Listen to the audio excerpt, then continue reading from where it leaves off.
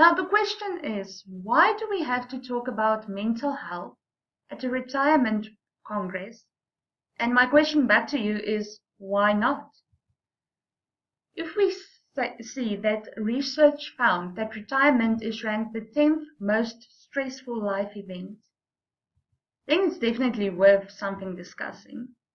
Studies have also found that retirement leads to a 6 to 9% decline in mental health on average after 6 years after retirement, meaning that if you are feeling positive now, in 6 years after retirement, it might be that your mental health is declining and you may not feel so positive anymore. So am I saying then that retirement is just negative? Definitely not. Retirement is something we look forward to, and that should be a very positive event for us and have a positive effect on our well-being.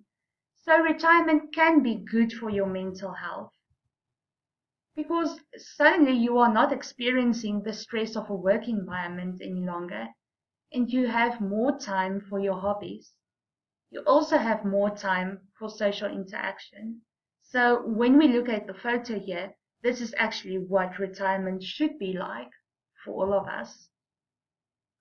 But now retirement also comes with a lot of change, and these changes sometimes have an influence on our mental health.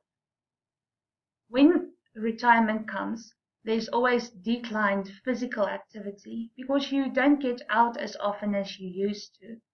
There's also a decline in your health, in your social activities, and in your financial status. Also with retirement, there's a loss of a very important identity role. Sometimes, and this is more often for men than women, we become who we are at work. For example, I am a social worker, and often when I'm at home, my children will be telling me, please don't use your social work techniques on us.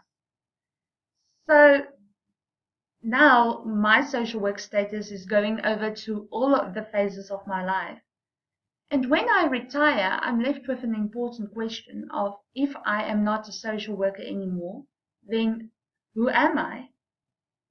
And this is where a lot of us can experience a decline in our mental health. So when we have to look, we say retirement can have a very big influence on our mental health well-being. And if you forget everything that I say, just remember this thing today. I want to tell you about a psychologist, Erik Erikson. He developed a psychoanalytic theory and said that in life you will be going through a lot of different life stages. And in each life stage, you will need to master some skills. Now, his 8th stage is a stage a person reaches when you are above 65 years old. And he calls this stage ego integrity versus despair.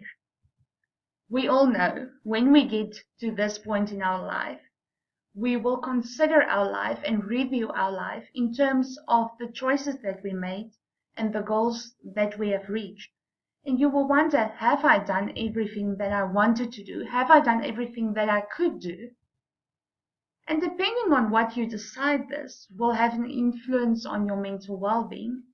If you find you are satisfied with your life, then according to Erikson, you will develop ego integrity. But if you feel guilty and dissatisfied, then there's a good chance that you may fall into despair. And with despair also comes depression and hopelessness. Hi, I am Happy Boy Chupud. I'm the social worker in Northwest Mental Health. Like my colleague Nishay said, I'm going to be doing the second part of this presentation, which is basically going to be the second part of, action stages, that of ego integrity versus despair. So I'm going to be doing despair part, which is not so nice because these are the things that do happen that we face.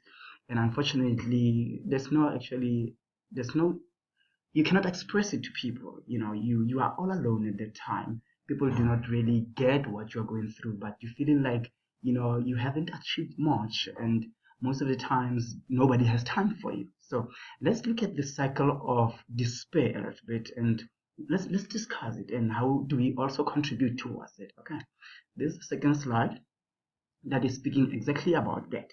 Now, if as you'll see on the slide, the circle starts with depression and isolated. Now, as Lucia just mentioned, when you go in through to retirement, a lot of things, in your life, it just goes away, just fades away. One, you're no longer working, the friends, colleagues, they are no longer there, people, nobody has time for you basically. So you tend to be isolated, and that leads to you being super depressed. Now, what happens when you're depressed is you lock yourself in the room or in the house. You don't want to go out. You don't enjoy life anymore. You end up, having suicidal thoughts. There's no fun in life. Your kids have all grown. It's like you don't have purpose anymore. And when you are at this stage, you want to take medication to make you feel better. We all know we take medication for everything. You've got a headache, you take a medication. You've got a cold, you take a medication. But now, here a person takes medication for themselves to feel good. And, medication also can have side effects. You are depressed, and then you start taking medications for you to feel good. You start becoming dependent on the medication. Now, you understand that you are old, and when you are a little bit old, it comes with certain sicknesses with that are acclimatized to go with aging. Now, when you're taking medication, over-counter medication, or you go to a doctor, I need something to make me feel good, and then you don't even mention that you're taking medication for hypertension, or you don't actually mention that you're taking actually sleeping pills that you bought over the counter because they make you rest at night because you don't have anything to do. You spend most of the night awake because you sleep in the whole day as well. So when you're taking medication that goes contrary with the medication that you take, the health people will always mention that your health, your physical health, will also start deteriorating because what happens when you take medication that goes contrary with the other medication. Instead of making you feel better, you go a little bit worse, and when you go a little bit worse, you go back to the first stage, which is depression.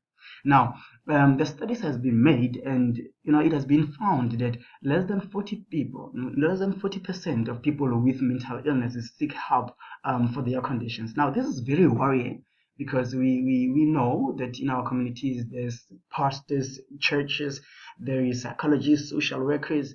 There's all of these people that can use in the system, but then because we're so consumed by this loneliness feeling, by this despair, people fail or rather to go out and seek help, but they rather sit there and nurse whatever it is that they're feeling, which leads to the second point, which is people becoming more suicidal. You find that a person is like 75, they feel like they have done it in life, or they haven't achieved anything. They don't have money, their kids don't have time for them.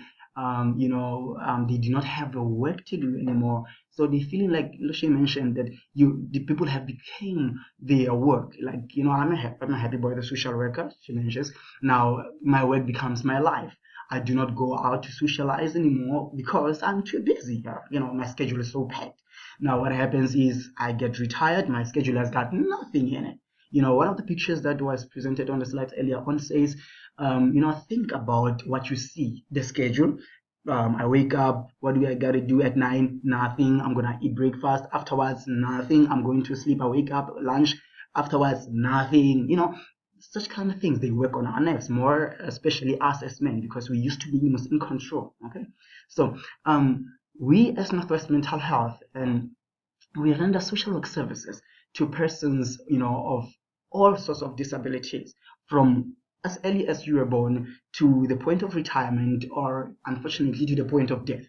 Now, people from above 65, they also undergo things. And remember, when you're talking about disability, we're talking about not only physical stuff, not only mental stuff. You can be also emotionally impaired. Now, when you're emotionally impaired, you get to a state whereby you can no longer function well because of your emotions, or your emotional state is so depressant unto you, to the point that your physical state becomes weary as well. Now, we are here.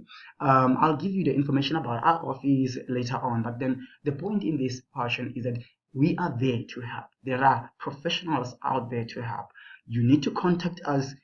Please do so. Do not hesitate, because like Loshe mentioned, when you're retired, you've got all the time in the world. You can do absolutely everything that you want, and you can enjoy it. It's supposed to be the stage whereby we enjoy it. Now, this is the fun stuff that I'm going to be mentioning, and then these are the practical things that you can do. But then if you're feeling depressed, isolated, and to the state whereby you feel like there's no use anymore for you in the world, this is where we come in, so that we can help you, enable you to rather become more functional again in life. And this is how we do it.